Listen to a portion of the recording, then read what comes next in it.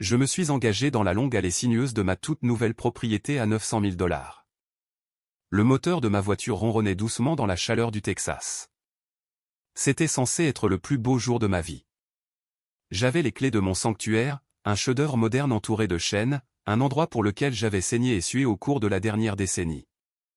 Mais au lieu de ressentir de la fierté, mon estomac s'est noué en un œuf froid et dur.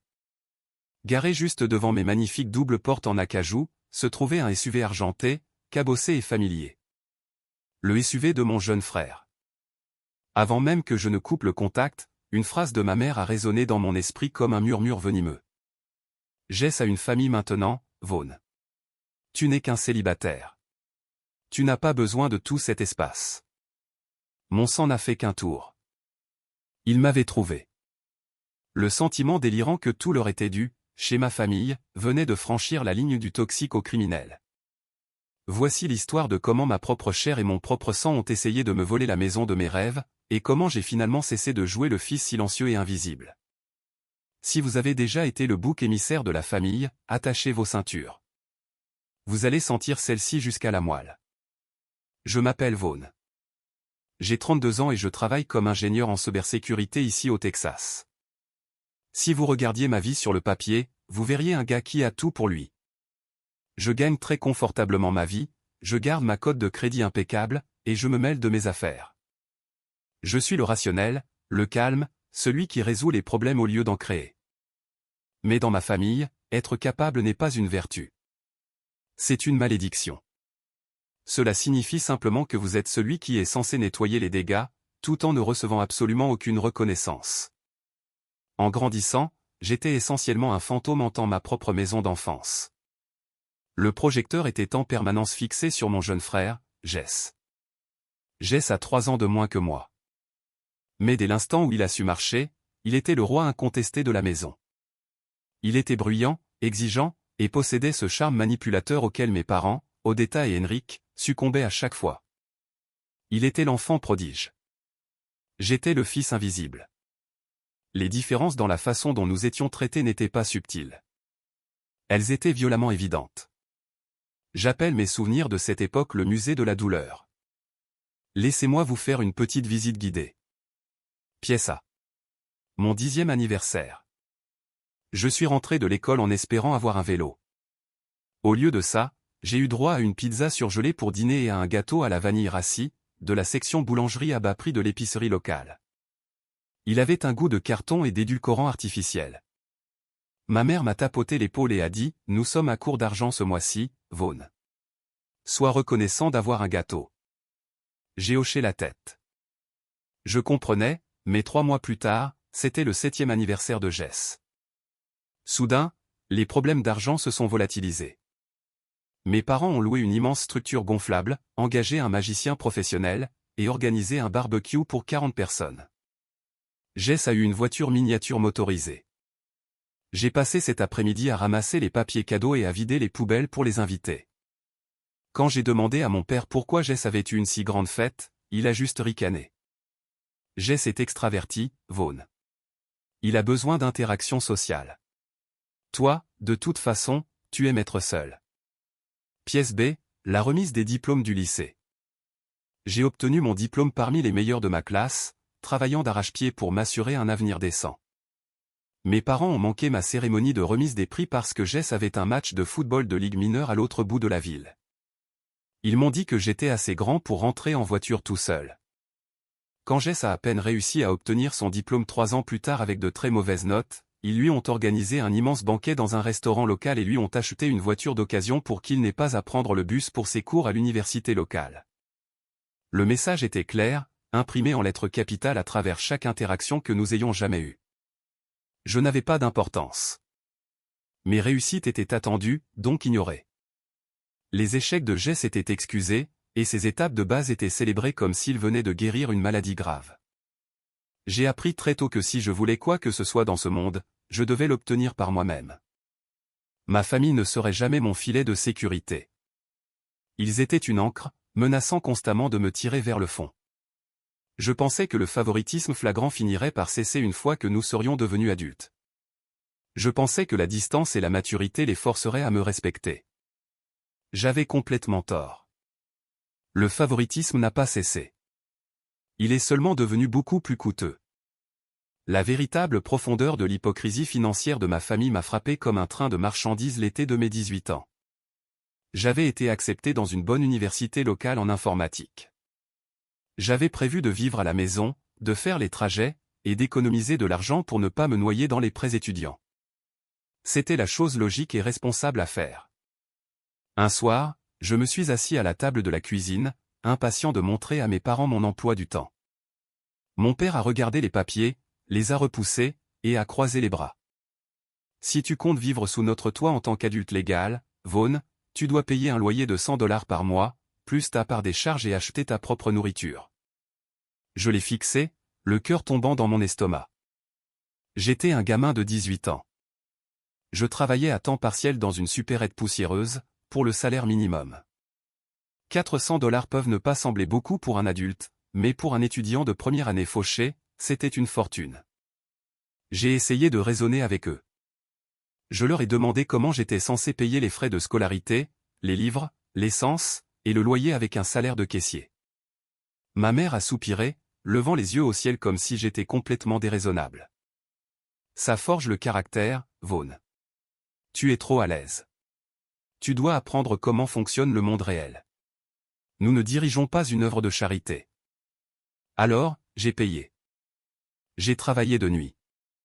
Je me tenais derrière la caisse à 3 heures du matin, les yeux brûlants de fatigue, luttant contre le sommeil pendant que des ivrognes achetaient de la bière bon marché. J'ai survécu avec de la restauration rapide à $1 et des nouilles instantanées. J'ai porté les 3 mêmes chemises bon marché pendant toute l'université. J'ai remis $400 en espèces à mes parents le premier de chaque mois, sans faute. Je n'ai jamais manqué un paiement.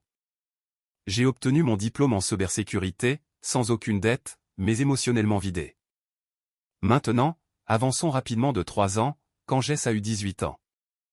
A-t-il eu droit au discours sur la formation du caractère? A-t-il dû travailler de nuit dans une station-service? Absolument pas. Mes parents lui ont pratiquement déroulé le tapis rouge. Ils ont payé l'intégralité de ses frais de scolarité à l'université locale, lui ont donné une allocation mensuelle pour sortir avec ses amis, et l'ont laissé vivre à la maison sans payer de loyer. Mais ce n'était même pas le pire. Le pire est arrivé quelques années plus tard. Jess a décidé que l'université était trop ennuyeuse et a abandonné. Il a annoncé qu'il allait devenir entrepreneur. Sa grande idée était une plateforme ridicule de trading de crypto-monnaies, mélangée à une boutique en ligne vendant des gadgets importés bon marché. C'était une arnaque en devenir. Il n'avait pas de business plan, pas de compétences techniques, et aucune expérience. Pourtant, mes parents ont retiré $50 000 de leur épargne retraite pour financer sa start-up. $50 000, donnés à un gamin qui ne pouvait même pas se lever avant midi. Je l'ai découvert par hasard, lorsque ma mère m'a demandé de l'aider à configurer le Wi-Fi pour le nouveau bureau de Jess à la maison. J'ai vu les relevés bancaires sur son bureau. J'ai confronté ma mère dans le couloir. Je lui ai demandé comment elle pouvait justifier de me faire payer un loyer pendant que je mourais de faim à l'école, pour ensuite donner à Jess $50 000 de sa retraite pour une fausse entreprise. Elle n'a même pas eu la décence d'avoir honte. Elle a relevé le menton, les yeux froids et sur la défensive. Jess est un entrepreneur, Vaughn. Il prend des risques. Il a une vision. Toi, tu es juste prudent. Tu as pris la voie facile avec les ordinateurs. La prudence n'a pas besoin de notre aide. Ton frère a besoin de notre soutien pour déployer ses ailes. C'est à ce moment précis que quelque chose en moi s'est brisé de façon permanente. Prudent. Elle a utilisé mon travail acharné, éreintant et qui broie l'âme comme une insulte. Elle a instrumentalisé mon indépendance contre moi. J'ai alors réalisé que pour eux, ma stabilité n'était pas une réussite. C'était juste une excuse pour m'abandonner, tout en versant toutes leurs ressources dans le trou noir sans fond des besoins de mon frère. Je n'ai plus argumenté. J'ai fait demi-tour, je suis sorti de leur maison, et je ne leur ai plus jamais rien demandé. L'entreprise de Jess a échoué de façon spectaculaire 6 mois plus tard. Il a perdu chaque centime des $50 000. Mes parents n'en ont jamais parlé. Ils ont juste tranquillement absorbé la perte et l'ont laissé continuer à vivre sans payer de loyer. À partir de ce jour, j'ai baissé la tête et me suis entièrement concentré sur ma carrière. J'ai déménagé, trouvé un emploi bien rémunéré en cybersécurité, et j'ai commencé à construire mon propre empire en silence. Je vivais bien en dessous de mes moyens. Je louais un minuscule et misérable appartement avec des tuyaux qui fuyaient et des murs fins. Je conduisais une berline en mauvais état. J'économisais chaque dollar supplémentaire que je gagnais. J'investissais discrètement. Pendant que Jess épousait Willa, une femme tout aussi imbue de ses droits que lui, et pondait 3 enfants qu'il ne pouvait pas se permettre, j'amassais une richesse considérable. Je me préparais pour le jour où je pourrais enfin acheter ma liberté. Mais ma famille n'en avait aucune idée. Ils me voyaient toujours comme le célibataire ennuyeux et radin, vivant dans un taudis. Et j'avais l'intention que ça reste ainsi. 10 ans d'épargne agressive, d'investissements intelligents, et de promotions épuisantes ont finalement payé. J'avais accumulé assez de richesses pour sauter complètement la face de la première maison. Je voulais une forteresse, un endroit qui reflétait mon succès, un lieu où le bruit de ma famille toxique ne pourrait jamais m'atteindre. Après des mois de recherche, je l'ai trouvé. C'était une magnifique propriété construite sur mesure, située sur 2 acres de terrain privé à la périphérie de la ville. Elle disposait de hauts plafonds, de baies vitrées du sol au plafond, d'une immense cuisine de chef, de 4 chambres spacieuses, et d'un système de sécurité domotique de pointe. Le prix était d'exactement 900 000 $. J'ai versé un acompte massif et obtenu un taux d'emprunt fantastique. Quand le vendeur m'a remis les clés, je suis resté dans le salon vide et j'ai ressenti un sentiment de paix profond et écrasant. Pour la première fois en 32 ans d'existence, j'avais une vraie maison. J'ai instauré une règle stricte. Personne dans ma famille n'allait être au courant de cette maison. Je savais exactement comment il fonctionnait. S'ils découvraient que j'avais de l'argent, et encore moins une propriété de luxe, ils me tomberaient dessus comme des vautours. Ils considéreraient mon succès comme un bien commun. Ma maison deviendrait leur maison de vacances, leur lieu de fête, et leur plan de sauvetage financier. J'ai décidé que je déplacerais tranquillement mes affaires sur une période d'1 mois, que je changerais mon adresse, et peut-être, juste peut-être, que je leur dirais 1 an plus tard que je louais un appartement un peu plus agréable. Mais la vie n'est jamais aussi simple, surtout quand on travaille dans un bureau avec quelqu'un comme Blé. Blé était une assistante administrative dans mon entreprise de technologie. C'était une femme d'âge moyen dont la principale source de calories semblait être les ragots du bureau. Elle connaissait les affaires de tout le monde, qui sortait avec qui s'était fait réprimander, et qui cherchait un nouvel emploi. Je l'évitais généralement comme la peste.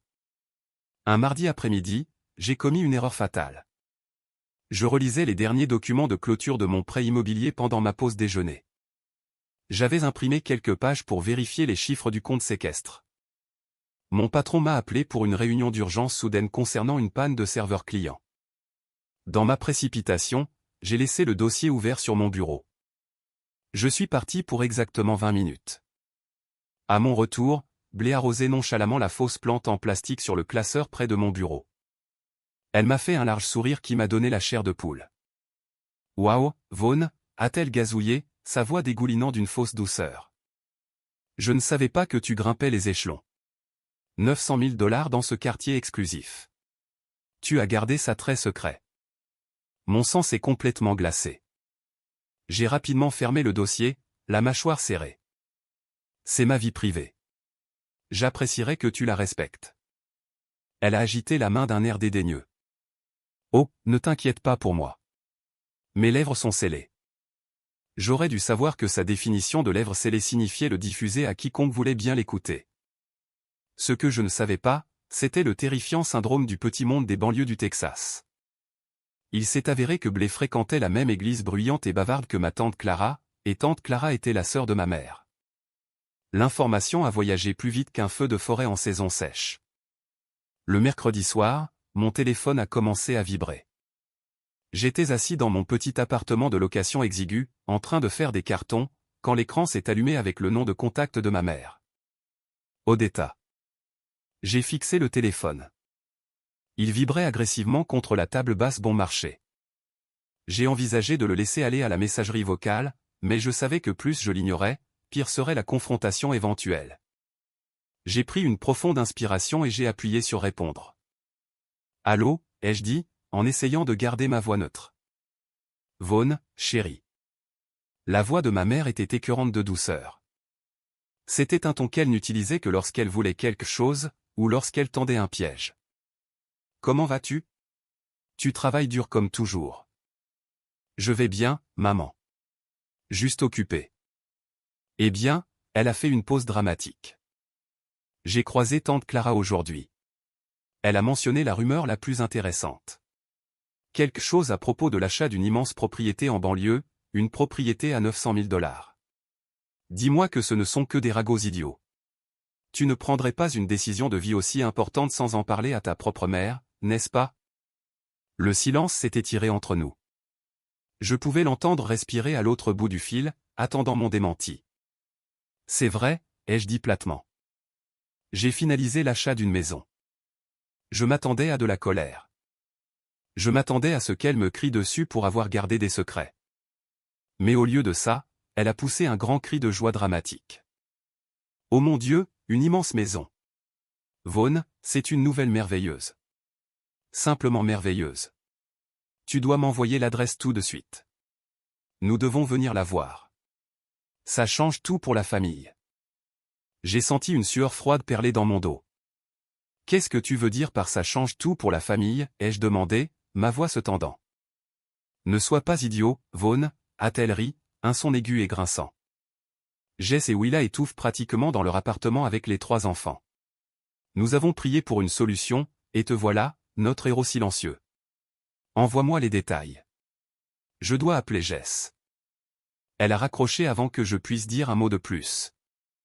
Je suis resté assis dans la pénombre de mon appartement, fixant l'écran mort de mon téléphone. J'aurais dû raccrocher sur le champ. J'aurais dû bloquer son numéro et disparaître. Mais je ne l'ai pas fait.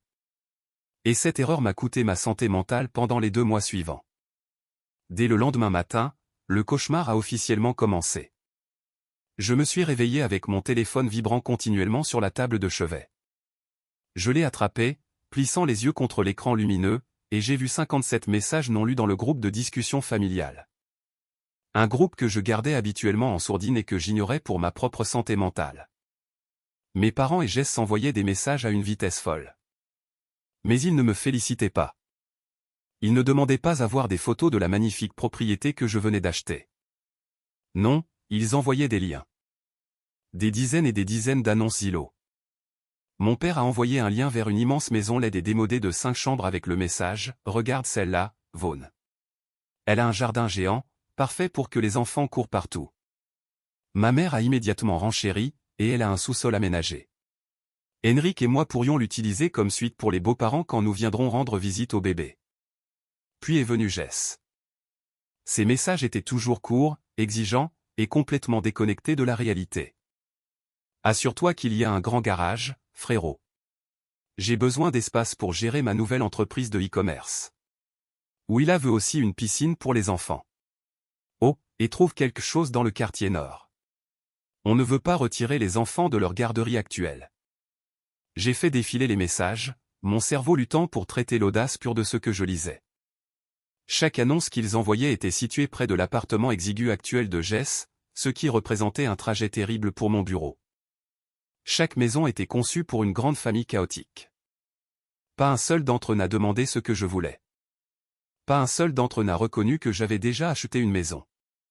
Ils s'étaient complètement convaincus que mon argent était leur argent, et que ma nouvelle aventure immobilière était entièrement à leur avantage. J'ai tapé une réponse rapide. Je pense que vous vous méprenez. J'ai déjà acheté une maison. La vente est conclue. Je ne regarde pas d'annonce. Le groupe de discussion est devenu complètement silencieux pendant environ 3 minutes. Puis ma mère a répondu, n'importe quoi, Vaughn. Tu peux toujours te retirer d'une vente, même si tu perds ton acompte. Ou tu peux la revendre. La maison que tu as achetée est probablement trop éloignée de toute façon. Tante Clara a dit que c'était dans les bois. Ce n'est pas un endroit pour élever des enfants. Jess a besoin de toi à proximité. Regarde le lien que je viens d'envoyer. C'est une affaire à 800 000 $. Tu peux te le permettre. Je fixais l'écran, la mâchoire si serrée que mes dents me faisaient mal.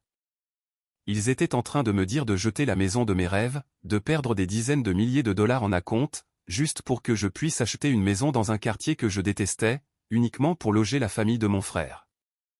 Frérot, a de nouveau texté Jess. Arrête d'être égoïste.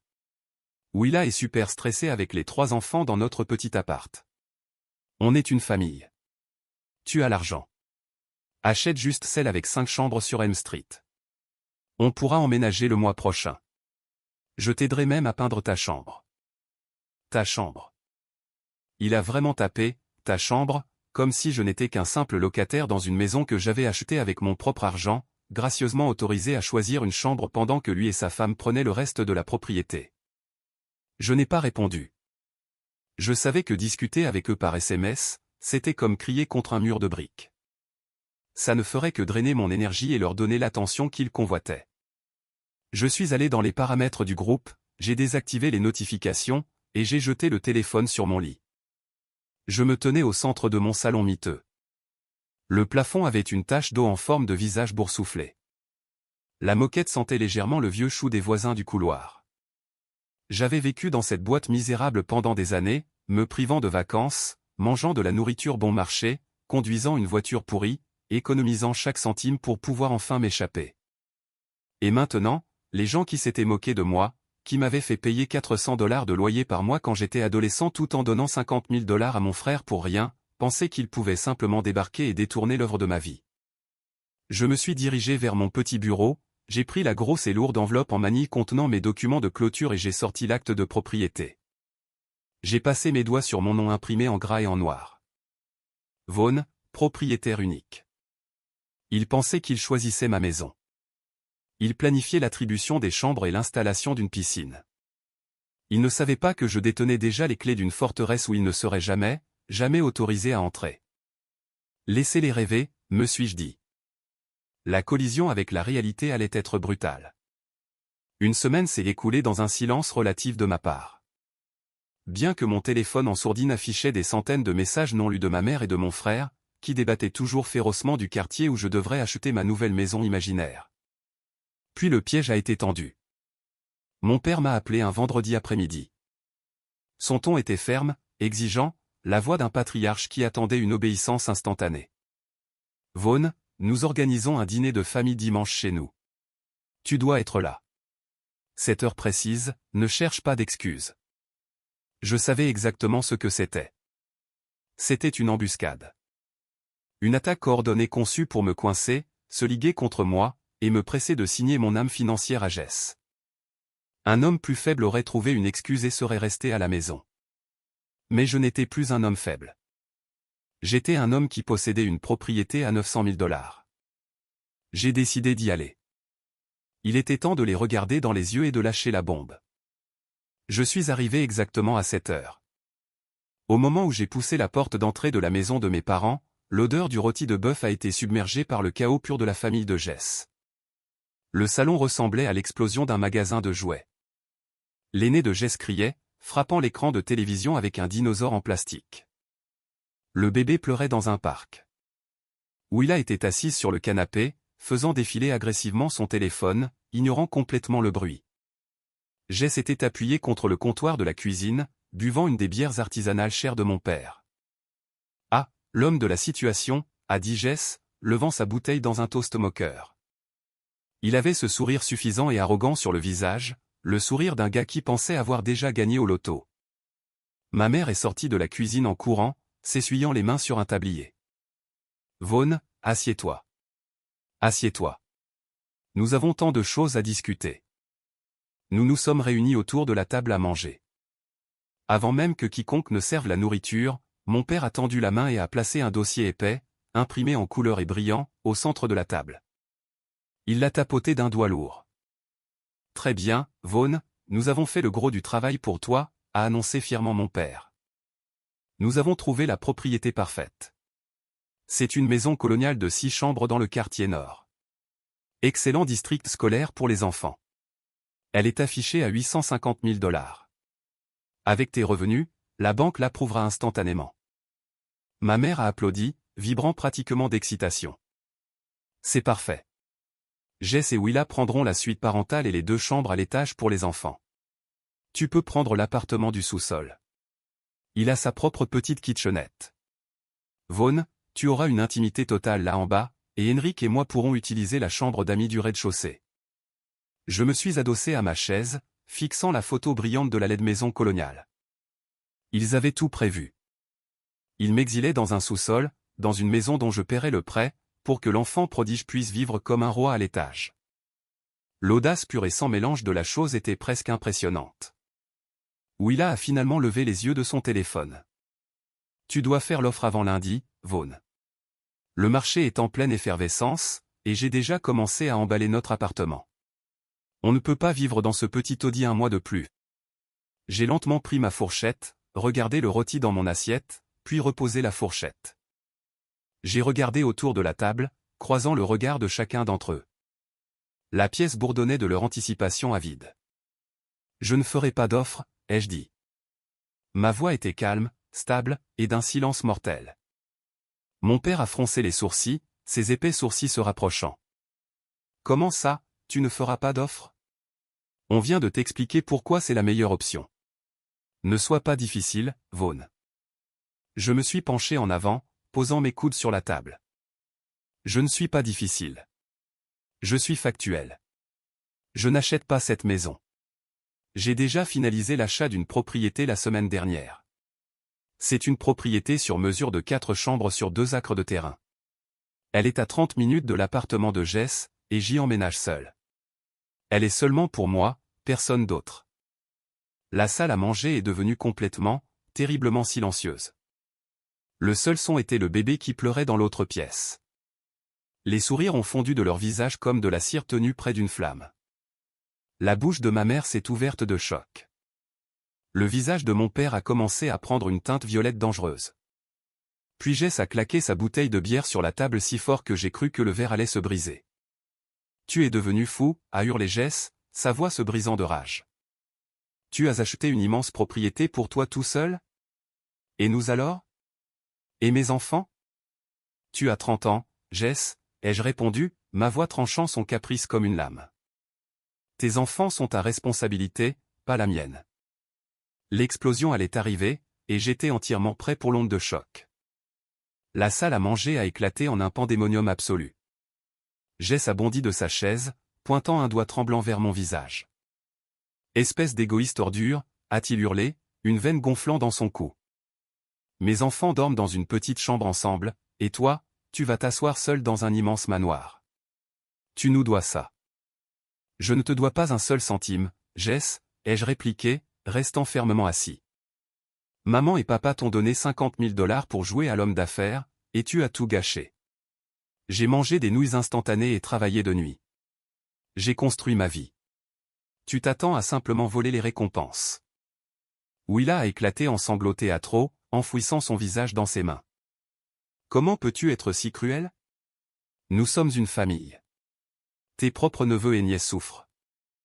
Mon père, Henrik, a frappé ses poings sur la table à manger, faisant sauter les assiettes. Ça suffit, a-t-il rugi. Je n'ai jamais été aussi dégoûté de toute ma vie. Nous t'avons élevé pour que tu te soucies de ton sang, Vaughn. Nous t'avons élevé pour partager. Tu es un fils ingrat et sans cœur.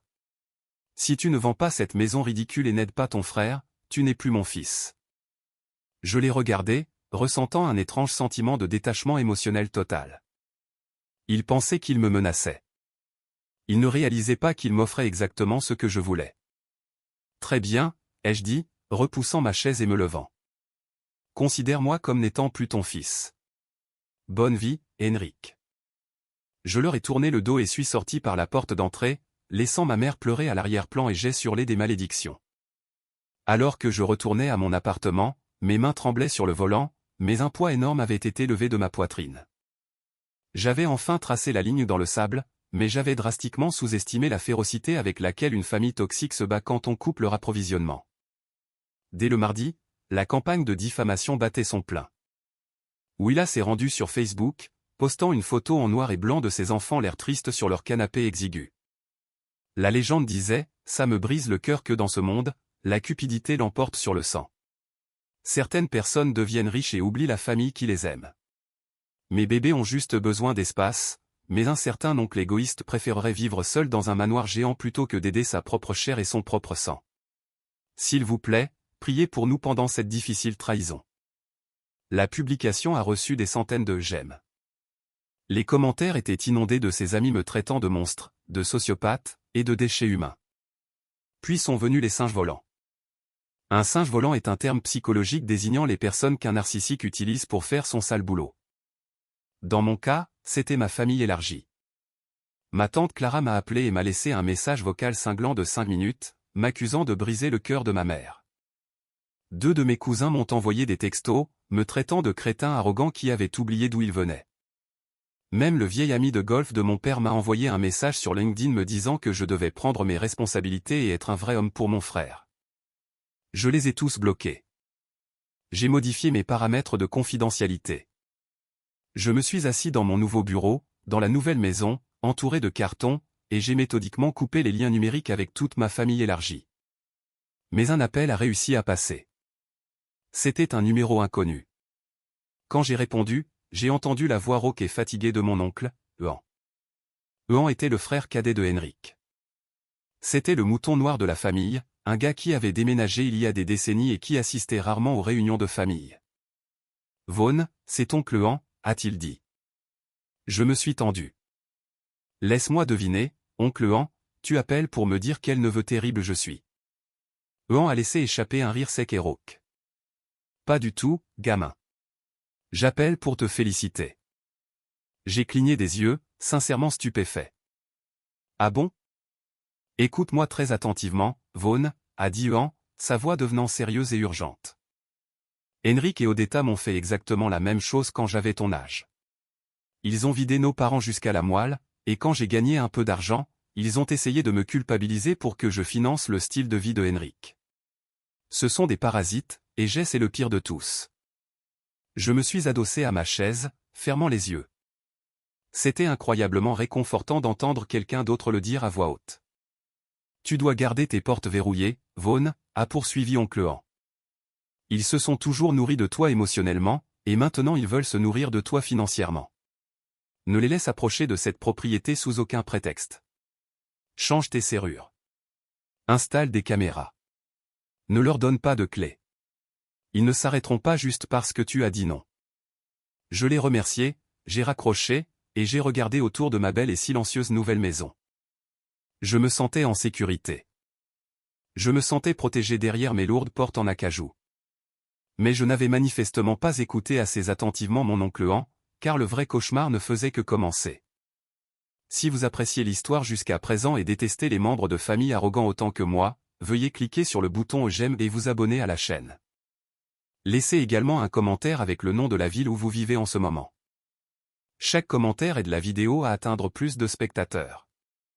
Merci beaucoup pour votre soutien. Pendant quelques jours après le dîner de famille désastreux, ma vie est revenue à un état de silence absolu et magnifique.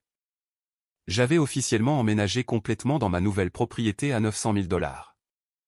Les cartons étaient déballés, les meubles modernes étaient parfaitement agencés, et l'odeur de pain frais des arbres environnants remplissait le grand salon chaque fois que j'ouvrais les baies vitrées.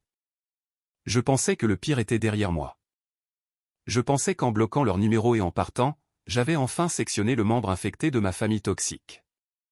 Mais les narcissiques ne gèrent pas bien le rejet, et les personnes imbues de leurs droits n'abandonnent pas simplement quand il y a de l'immobilier gratuit en jeu. Ils changent simplement de tactique. C'était un jeudi soir tranquille. J'étais dans mon jardin, essayant de comprendre le système d'arrosage automatique, quand le carillon lourd de ma sonnette d'entrée a résonné dans la maison.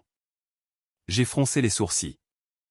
Je n'attendais aucun colis, et mes nouveaux voisins étaient le genre de personnes riches et privées qui restaient entièrement dans leur coin.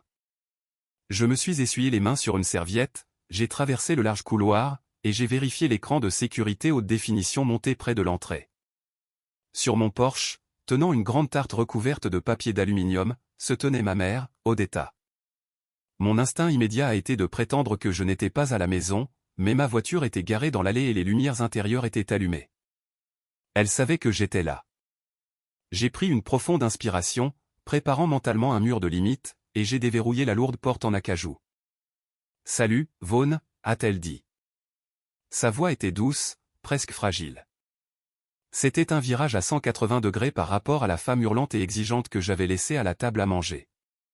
Elle a offert un sourire crispé et apologétique et a levé la tarte. Je t'ai apporté une tarte, aux pommes, ta préférée. Je voulais juste voir comment tu t'installais. J'ai fixé la tarte. C'était un détail petit, presque comique, mais il m'a dit tout ce que j'avais besoin de savoir sur cette visite.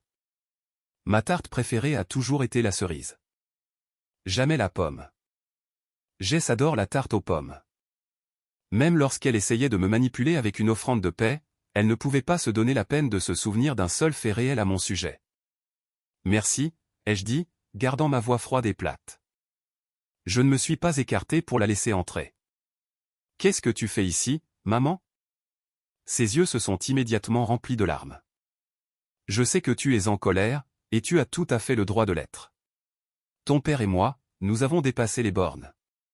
Nous avons laissé le stress de la situation de Jess obscurcir notre jugement. Je veux juste m'excuser, Vaughn. Tu as travaillé si dur pour cette belle maison. Est-ce que je peux entrer juste 5 minutes? Je promets que je ne ferai pas de scène. Je veux juste voir mon fils. Ça semblait sincère. Si vous ne la connaissiez pas, vous penseriez que c'était une mère au cœur brisé essayant de réparer une relation fracturée. Mais j'avais passé 32 ans à étudier son comportement. Je connaissais les micro-expressions subtiles, le léger rétrécissement de ses yeux, la façon calculatrice dont elle inclinait la tête. Contre mon meilleur jugement, et surtout parce que je voulais voir quel était son véritable angle, j'ai reculé et je l'ai laissé entrer. Au moment où elle a franchi le seuil, l'atmosphère a complètement changé. La comédie des larmes s'est arrêtée instantanément. Ses yeux se sont écarquillés, balayant rapidement la grande entrée, observant les parquets en bois coûteux, les luminaires sur mesure, et l'échelle de la maison. Elle ressemblait moins à une mère rendant visite à son fils qu'à un expert immobilier calculant la valeur de revente. Waouh, a-t-elle soufflé, passant sa main le long du bord d'une console en marbre. Tu t'es vraiment surpassé, Vaughn. C'est magnifique. Tant d'espace. Tant de pièces. J'ai pris la tarte de ses mains et l'ai posée sur l'îlot de la cuisine. 5 minutes, maman. Tu as dit que tu voulais t'excuser. Elle s'est tournée vers moi, joignant les mains. Oui, bien sûr. Je suis désolé, Vaughn. Nous t'avons trop poussé. C'est juste que la famille est si importante, et te voir réussir nous donne envie de partager cette joie. Nous voulons recommencer à zéro. J'adorerais venir ce week-end. Peut-être amener Jess, Willa et les enfants. On pourrait faire un barbecue dans ce grand jardin. Ce serait merveilleux pour les bébés d'avoir de l'herbe pour courir. Voilà, l'hameçon. La tentative subtile et insidieuse d'entrouvrir la porte, juste une fissure, pour que le reste des parasites puissent s'engouffrer. Ça n'arrivera pas, ai-je dit fermement. Je ne fais pas de barbecue, et Jess n'est absolument pas le bienvenu ici. Son sourire s'est crispé, les coins de ses lèvres tremblant légèrement de colère réprimée, mais elle l'a maîtrisé. Je comprends. Tu as besoin de temps. C'est tout à fait normal. Oh, mon Dieu. Ça te dérange si j'utilise tes toilettes avant de faire le long trajet de retour? Au fond du couloir, première porte à gauche, ai-je dit en pointant du doigt. Elle s'est précipitée dans le couloir. Je suis resté dans la cuisine, appuyé contre le comptoir en marbre, en écoutant. La salle de bain était située juste à côté de l'entrée, près de la petite table décorative où je gardais mon portefeuille, mes lunettes de soleil, et un double des clés de la maison que j'avais l'intention de donner à un contact d'urgence de confiance. Elle est restée dans la salle de bain un temps étrangement long. J'ai entendu l'eau couler, mais j'ai aussi entendu le faible son distinct d'un tiroir qui s'ouvre et se ferme dans le couloir. Quand elle est finalement sortie, son sac à main était serré contre sa poitrine, et elle marchait un peu plus vite qu'avant. Eh bien, je devrais te laisser retourner à ta soirée, a-t-elle dit, sans me regarder dans les yeux. Profite de la tarte, mon chéri. On se parle bientôt. Elle a pratiquement filé par la porte d'entrée. Je l'ai verrouillée derrière elle, sentant un œuf froid d'appréhension se former dans mon estomac. Toute la visite avait semblé fausse. C'était trop rapide, trop scénarisé, et complètement dépourvu de tout poids émotionnel réel. Je me suis approché de la table de l'entrée. Mes lunettes de soleil étaient là. Mon portefeuille était là. Le double des clés de la maison avait disparu. Une vague de fureur pure et sans mélange m'a envahi. Elle n'était pas venue s'excuser. Elle était venue en mission de reconnaissance. Un cheval de Troie transportant une tarte aux pommes bon marché, tout ça pour voler l'accès à ma propriété.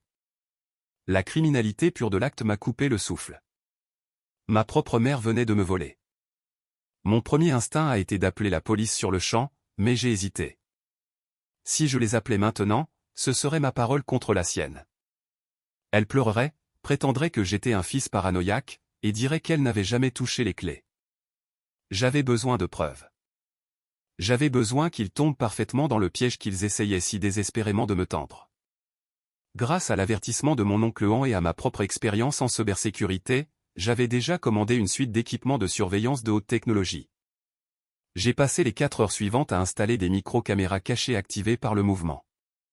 J'en ai placé une dans le coin du plafond de l'entrée, parfaitement orientée vers la porte d'entrée. J'en ai placé une autre dans le salon principal, et une troisième couvrant la cuisine et le couloir menant aux chambres. Je les ai toutes synchronisées avec un serveur cloud privé et crypté, accessible uniquement depuis mon téléphone. Je suis allé me coucher cette nuit-là avec le système armé, les portes verrouillées de l'intérieur, et une sombre anticipation brûlante dans ma poitrine.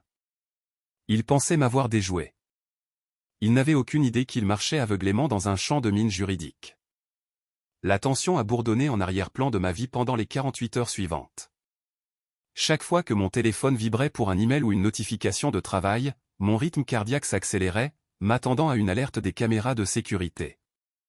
Mais le jeudi est passé, puis le vendredi, sans absolument rien.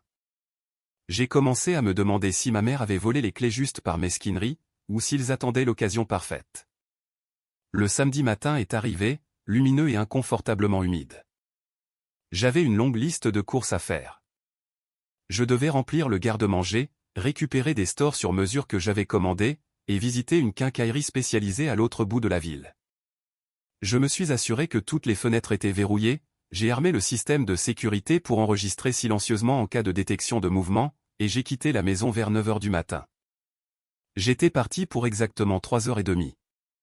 Quand j'ai tourné dans ma rue juste après midi, le soleil du Texas tapait fort sur le bitume.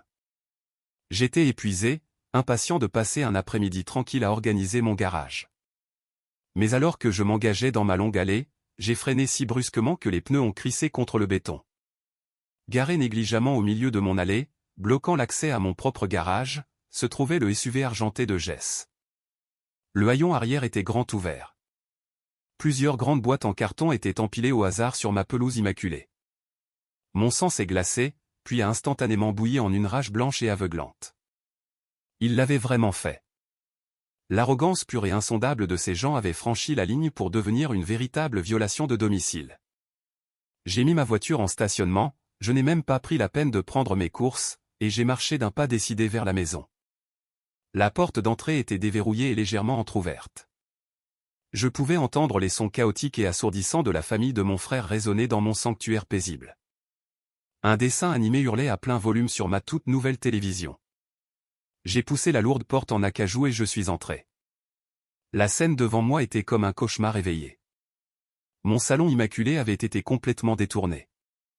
Les 2 aînés de Jess, Mason et Emily, sautaient sur mon canapé en cuir blanc personnalisé et coûteux, leurs chaussures couvertes de terre.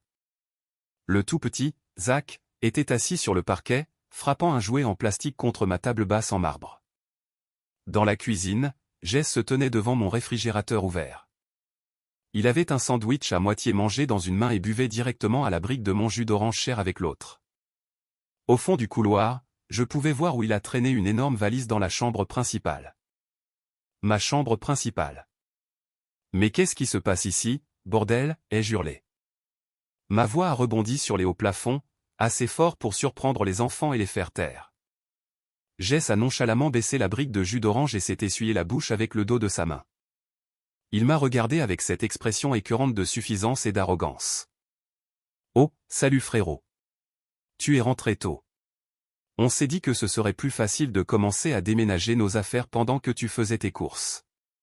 Ça t'évitera d'avoir à nous aider à porter les cartons lourds. » Je l'ai fixé, mon cerveau luttant pour traiter la réalité de ces mots. « Déménager vos affaires ? Tu es fou ? Sortez de ma maison, maintenant. » Jess a levé les yeux au ciel, prenant une autre bouchée de son sandwich en sortant lentement de la cuisine. « Détends-toi, Vaughn. Arrête d'être si dramatique. Maman nous a donné le double des clés. Elle a dit que tu avais enfin retrouvé la raison et accepté de nous laisser rester.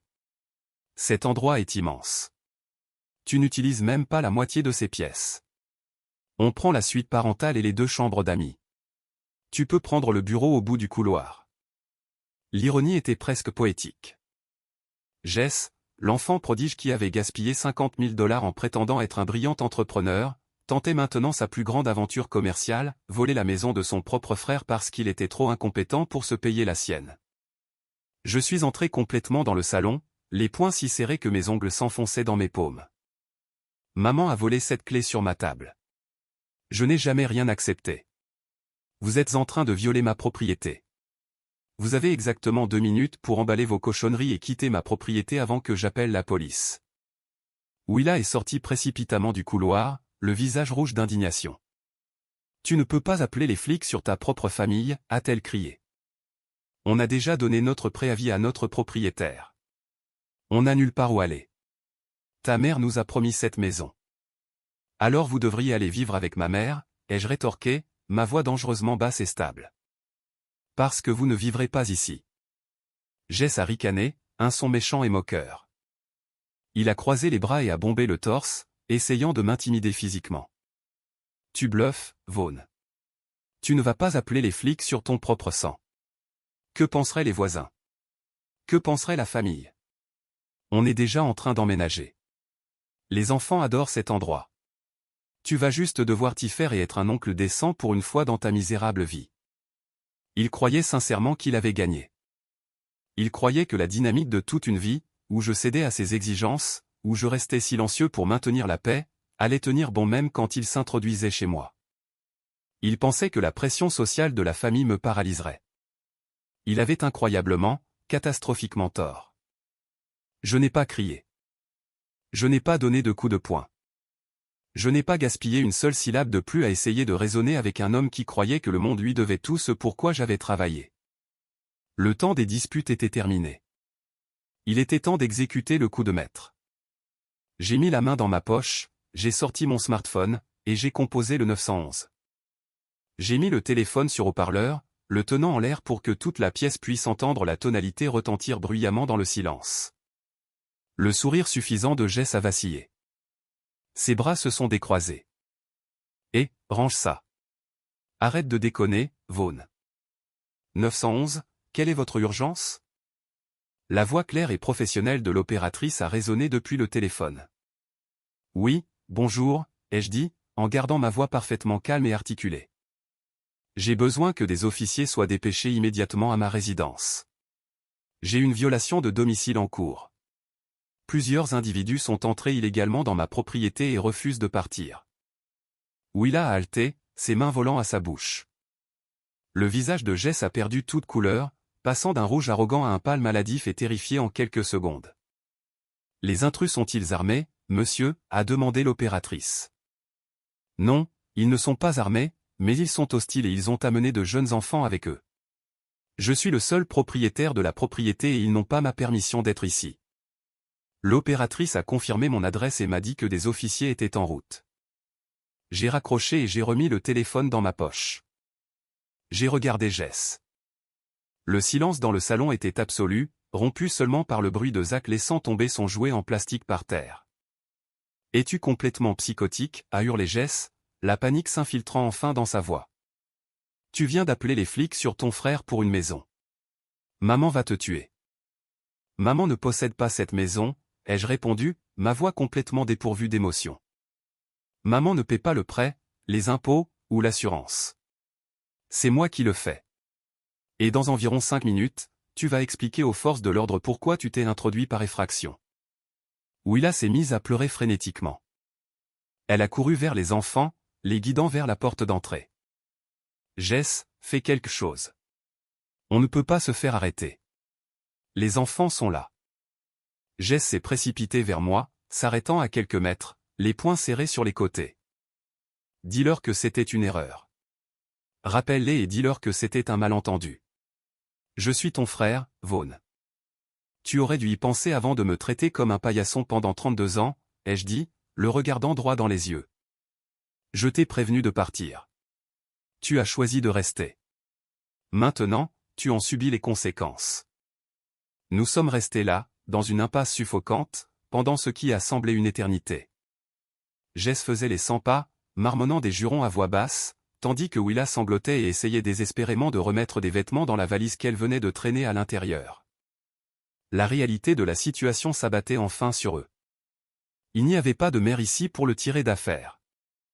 Il n'y avait pas de privilège de l'enfant prodige aux yeux de la loi.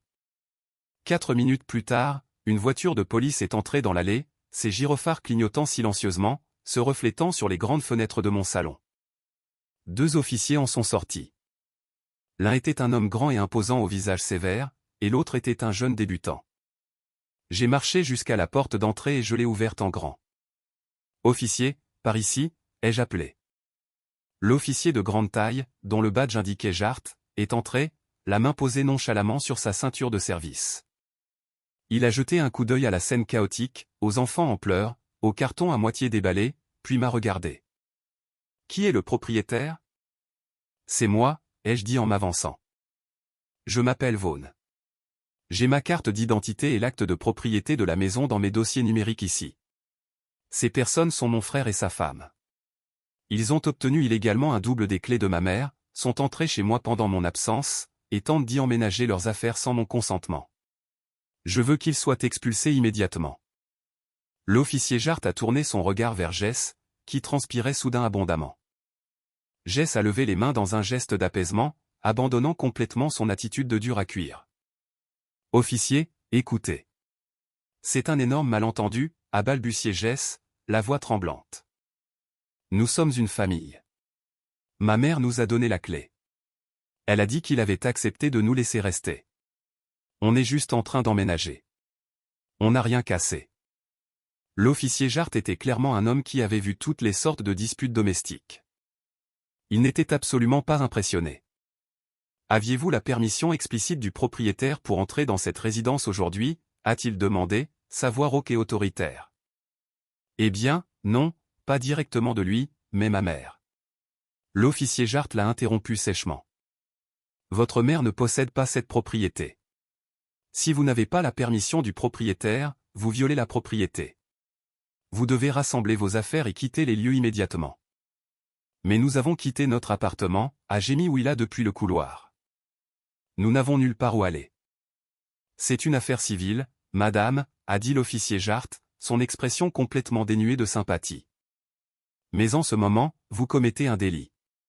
Vous avez 10 minutes pour remettre tout ce que vous avez apporté dans cette maison dans votre véhicule, ou vous partirez menotté. » Le regard de défaite et d'humiliation absolue qui a envahi le visage de Jess est quelque chose dont je me souviendrai toute ma vie.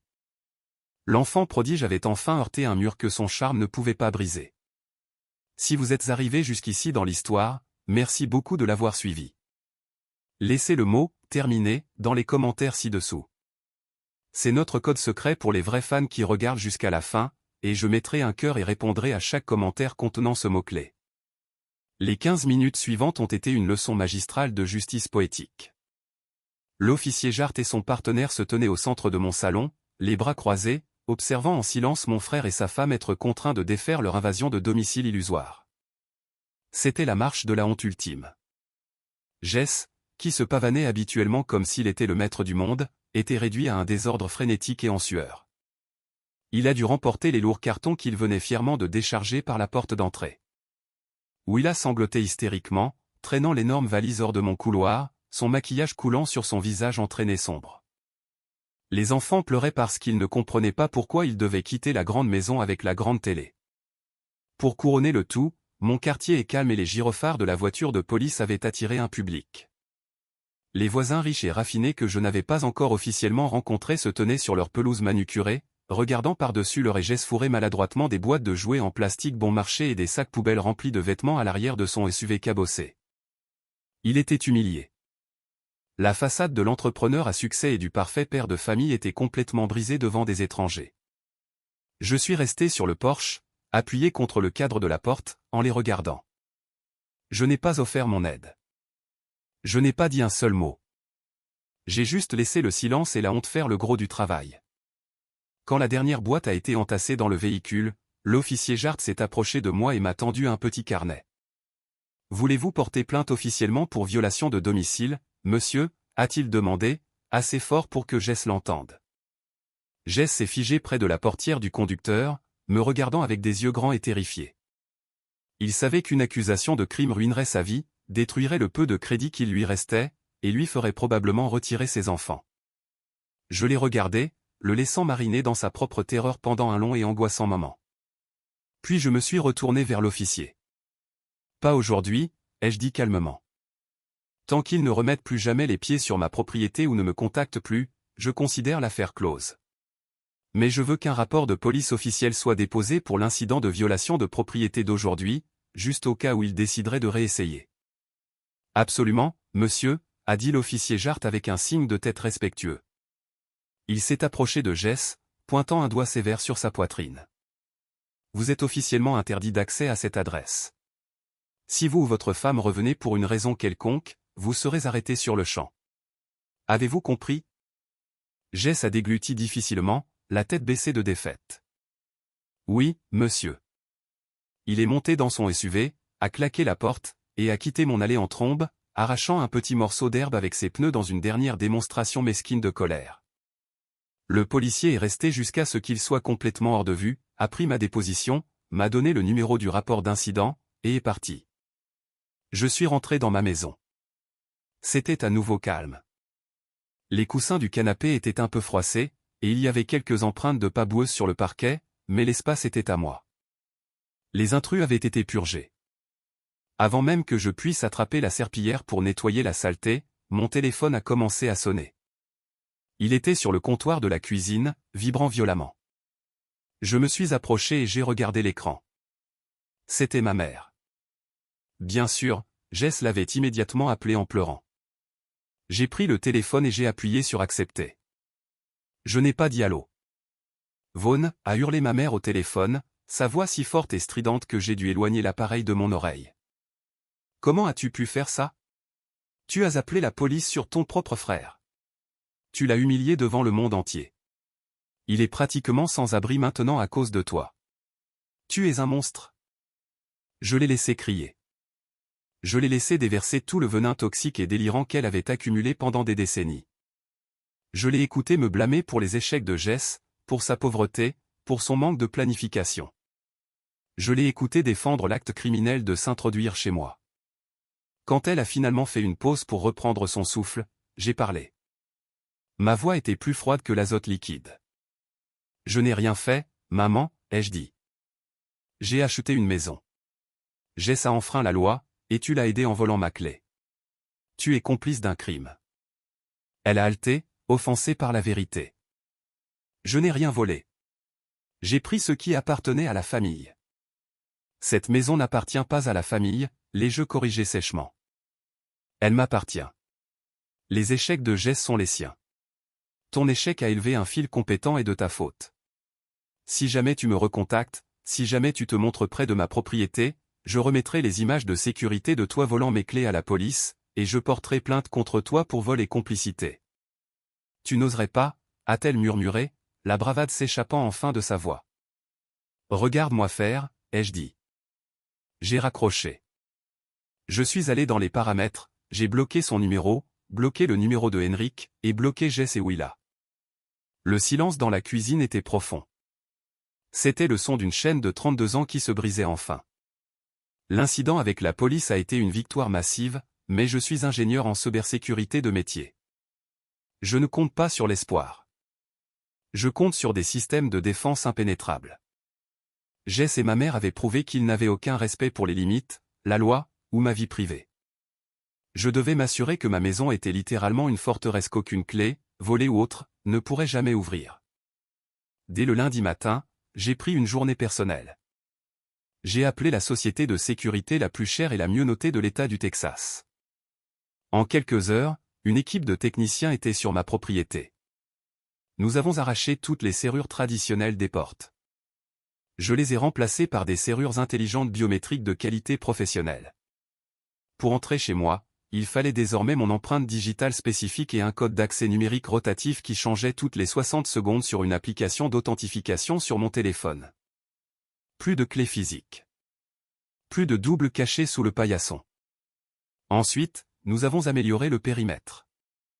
J'ai fait installer des caméras de vision nocturne haute définition à chaque coin de la maison, couvrant l'allée, le jardin, et tous les points d'entrée. Le système était directement câblé à un serveur privé et connecté à un service de surveillance 24 heures sur 24.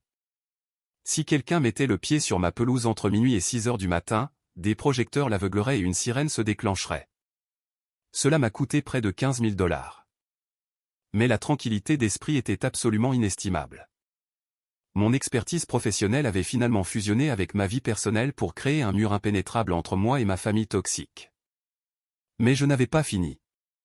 La défense, c'est bien, mais une frappe juridique préventive, c'est mieux. Le mardi, je suis entré dans le bureau d'un avocat très puissant spécialisé en droit de la famille et de l'immobilier. Je me suis assis en face du bureau en acajou poli, je lui ai remis le rapport d'incident de la police, l'acte de propriété, et une clé USB contenant les images de sécurité haute définition de ma mère volant les clés et de gestes s'introduisant par effraction. J'ai expliqué toute la situation, du favoritisme de mon enfance à l'étrange sentiment de droit sur ma propriété à 900 000 $. L'avocat, un vétéran endurci des vilaines disputes familiales, a même laissé échapper un sifflement bas en regardant la vidéo de Jess mangeant ma nourriture. C'est incroyablement effronté, a dit l'avocat en secouant la tête. Vous avez des motifs pour un procès civil massif si vous le souhaitez. Je ne veux pas de leur argent, ai-je répondu honnêtement, sachant qu'ils n'en avaient de toute façon pas. Je veux qu'ils soient terrifiés à l'idée même de respirer dans ma direction. Je veux un mur juridique si haut qu'ils ne peuvent même pas voir par-dessus. L'avocat a souri, un sourire de prédateur. Je peux absolument construire ce mur pour vous. Le mercredi après-midi, des lettres de mise en demeure formelle ont été envoyées par courrier recommandé avec accusé de réception à la maison de mes parents et à n'importe quel motel temporaire où Jess et Willa séjournaient. Les lettres étaient rédigées dans un langage juridique agressif et impitoyable. Le document interdisait explicitement à Odetta, Henrik, Jess et Willa de s'approcher à moins de 500 pieds de ma propriété, de mon lieu de travail, ou de ma personne. Il décrivait leurs récentes actions criminelles, le vol de la clé et la violation de propriété, et déclarait clairement que tout contact ultérieur, qu'il soit physique, numérique, ou par l'intermédiaire de parts entières, entraînerait des poursuites pénales immédiates et une ordonnance restrictive. Pour enfoncer le clou, l'avocat a inclus une image fixe des images de la caméra cachée montrant ma mère laissant tomber les clés volées dans son sac à main. C'était une bombe nucléaire juridique dévastatrice. Elle leur enlevait toute possibilité de nier. Ils ne pouvaient pas jouer les victimes auprès de la famille élargie quand il y avait des preuves photographiques d'eux agissant comme de vulgaires voleurs. J'ai reçu les accusés de réception le jeudi matin. Ils avaient signé pour les lettres, et puis rien. Un silence absolu et glorieux. Pas de messages vocaux en colère laissés depuis des téléphones prépayés. Pas de publication Facebook dramatique de Willa. Pas de singe volant essayant de me culpabiliser. La force pure de la loi, soutenue par des preuves vidéo indiscutables, avait complètement étouffé leur arrogance. Pour la première fois de leur vie, ils faisaient face à une limite qu'ils ne pouvaient ni manipuler, ni culpabiliser, ni intimider. J'ai passé le week-end à organiser mon garage, à installer mon home cinéma, et à boire du café cher sur ma terrasse arrière, en écoutant les oiseaux chanter. J'étais libre. Le poids fantôme de leurs attentes et de leurs exigences s'était enfin évaporé. Quelques mois ont passé. La chaleur du Texas a cédé la place à un automne plus frais et plus agréable. Ma vie dans la nouvelle maison s'est installée dans un rythme merveilleux et productif. J'ai eu une promotion au travail. J'ai commencé un jardin, et j'ai finalement adopté le Golden Retriever que j'avais toujours voulu mais que je n'avais jamais pu avoir dans ces minuscules et misérables appartements. Je suis resté strictement sans contact avec la famille, mais le petit monde des ragots du Texas a fait en sorte que je reçoive encore des nouvelles de temps en temps. Oncle Han m'a appelé un dimanche matin alors que je lavais ma voiture. Il riait si fort qu'il en toussait. « Tu es une légende, Vaughn » a halté Huan au téléphone. Une sacrée légende. Je viens de parler à tante Clara. Les retombées chez tes parents sont bibliques. Je me suis appuyé contre le capot de ma voiture, essuyant la sueur de mon front. Que s'est-il passé? Eh bien, il s'avère que cette femme blé de ton bureau, celle qui a divulgué l'info sur ta maison, elle va à l'église de Clara. Quand Willa a essayé de jouer la victime à l'église et de prétendre que tu les avais jetés à la rue sans raison, Blé s'est levé et l'a traitée de menteuse. Blé a raconté à tout le monde que Willa et Jess s'étaient introduits chez toi et que les flics avaient dû les traîner dehors. Toute la congrégation sait que ce sont des criminels. Ta mère est trop embarrassée pour même se montrer à l'épicerie. Je n'ai pas pu m'empêcher de sourire. Le catalyseur qui avait déclenché tout ce désordre était finalement devenu l'instrument de leur destruction sociale. C'était le rebondissement ironique parfait. Et pour Jess, ai-je demandé, ressentant une brève et fugace pointe de curiosité. Euan a ricané. Jess est un désastre. Sans ta maison à voler, et comme il a déjà quitté son appartement, ils ont dû emménager dans un parc de mobil-homes délabré de 2 chambres dans le sud de la ville. Willa est furieuse, elle menace de le quitter. Et tes parents saignent leurs économies à sec pour essayer de payer à nouveau son loyer, parce que son entreprise de e-commerce a complètement fait faillite. Ils ont misé sur un navire en perdition, gamin. J'ai remercié oncle Euan pour les nouvelles et j'ai raccroché. Je n'ai pas ressenti de joie face à la souffrance de Jess, mais j'ai ressenti un profond sentiment de justice. L'univers avait enfin équilibré la balance. L'enfant prodige était contraint de vivre dans la réalité de sa propre création, et les parents complices se noyaient enfin dans la ruine financière qu'ils avaient financée. Cependant, les familles toxiques se rendent rarement complètement. Hier encore, mon téléphone a bloqué un appel d'un numéro inconnu, mais il a autorisé le dépôt d'un message vocal. Je me suis assis dans mon bureau, regardant le coucher de soleil sur les arbres, et j'ai appuyé sur Play sur le fichier audio. C'était mon père, Henrik. Sa voix semblait plus vieille, plus faible, et complètement brisée. Vaughn, c'est ton père. Le message vocal crépitait. Le patriarche arrogant avait disparu, remplacé par un vieil homme désespéré et en pleurs. S'il te plaît, fiston, nous nous effondrons ici. Jess a des difficultés. Ta mère pleure tous les jours. Nous avons fait une erreur. Une terrible erreur. Nous savons que tu as ce papier légal contre nous, mais s'il te plaît, nous voulons juste une dernière chance d'être une famille. Tu nous manques. Mon fils me manque. Rappelle-nous, s'il te plaît. Le message s'est terminé. Le silence a rempli mon magnifique bureau sécurisé. J'ai regardé le téléphone. Pendant une fraction de seconde, le conditionnement de 32 ans a vacillé dans mon cerveau. Une petite pointe de culpabilité, un murmure d'une pensée que peut-être je devrais être le plus grand. Peut-être que je devrais décrocher le téléphone et offrir une branche d'olivier. Mais ensuite, j'ai regardé autour de ma chambre.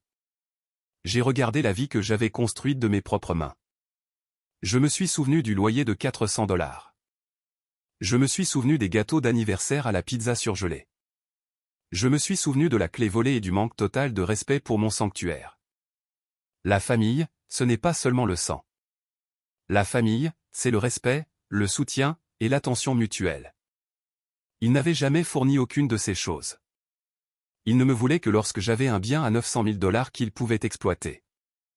J'ai réalisé que ma paix était infiniment plus précieuse que leurs fausses excuses. J'ai supprimé le message vocal. Je n'ai pas rappelé. Je ne rappellerai jamais. Mais cela me laisse avec une pensée persistante, une question que je veux poser à vous tous qui êtes arrivés jusqu'ici dans mon parcours. Quand un membre de la famille toxique est vraiment brisé, quand il est dépouillé de sa fierté et supplie le pardon, y a-t-il un moment où vous devriez le laisser revenir? Mon père a laissé un message vocal hier, pleurant et suppliant pour une dernière chance d'être une famille. Une partie de moi ressent une petite pointe de culpabilité. Alors, je vous le demande, les gars, suis-je le méchant pour ne pas regarder en arrière? Devrais-je les laisser entrer, juste une fois? Si cette histoire a résonné en vous, cliquez sur le bouton j'aime, abonnez-vous à pour plus de drames fous de Reddit, et laissez votre verdict dans les commentaires ci-dessous. Dites-moi ce que vous auriez fait à ma place.